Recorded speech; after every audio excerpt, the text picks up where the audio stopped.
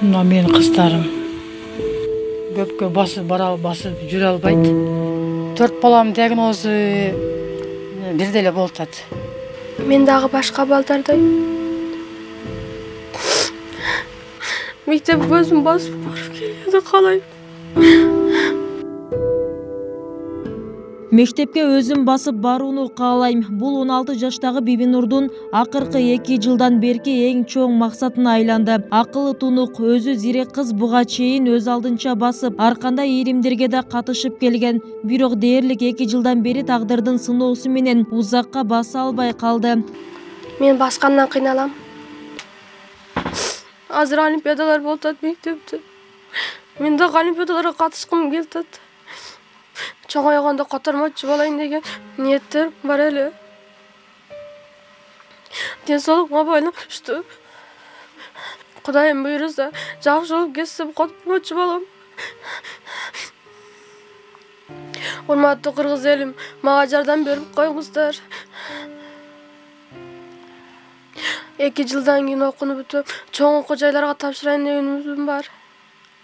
Мындай оору менен Бибинурдун өзүнүн кийинки 3 бир тууганы тең күрөшүп баштады. Алардын баарына сколиоз деген диагноз коюлууда. Балдардын атасы да тубаса майып болгондуктан бул үй бүлөнүн жашоо шарты өкмөт берген пенсияга көбүрөөк көз каранды. Балдардын ден соолугун жакшыртуу жоопкерчилигин Индия өлкөсү колго алууда. Ал үчүн ар бир балага $30,000 өлчөмүндө каражат талап кылынууда. Жалпы $120,000 табуу мындагы үй бүлөгө оор келгендиктен кайрымдуу колдордон жардам сурашат. Мен ушул 5 баланын энеси боломун. Бул балдарым, мурда мына кыздарым жакшынакай эле басып жүргөн да, өз алдынчачы. Мектепке мына кызым өзү барган. Кыздарым бар эле өздөрү барып келип жүргөн. Балам менен наркы кичинекей кызым өзү барып келет азыр деле. Бирок кыйынчылык бар да. Кыздарым бара албай калды мектепке азыр учурда. Ушуларга жардам сурайын деп кайрылдым эле мен. 2 жыл болуп калды. Буга сколиоз оорусу деген диагноз коюп атышат эми.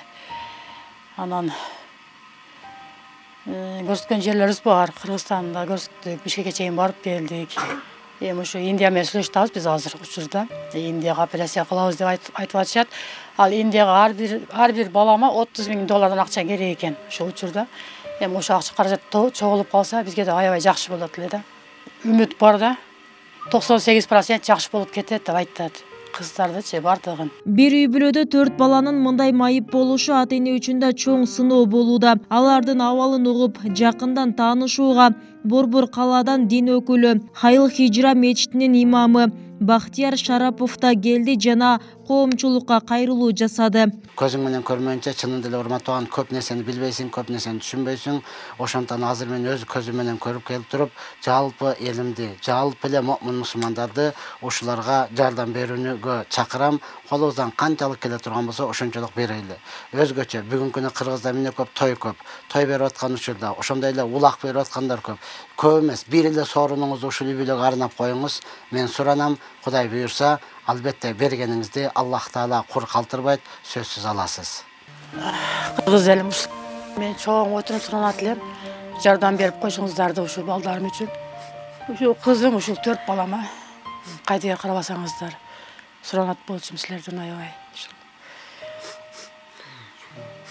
Эми алхамдулилlah ошо 4 наристени, бирөөсү 5-инчиси уктап жата турматтууган, буларды чоңойтуп өстүргөн. Булардын ар бир күнүнө, ар бир кетип жаткан акчасын, тамак ашыны татып деген өзүнүн энеси бар. Ошонун өзүгө биз азыр баягы акча которула турган номерлерди, визиткаларын ачтык. Мына ошого эле которо бересиздер, Кудай буйрса. Кайрымдуу адамдардын жардамында бир үй бүлөнүн чырактай уул кыздары жакшы болуп кетүүсү мүмкүн. Мындай абалга кайдыгер карабаган жарандар экранда турган номерге байланышып, көрсөтүлгөн реквизиттерге колдоо көрсөтсө болот. Бүбүсара Орозалиева, Шерзат Эгембердиев, 7 канал, Нокен району.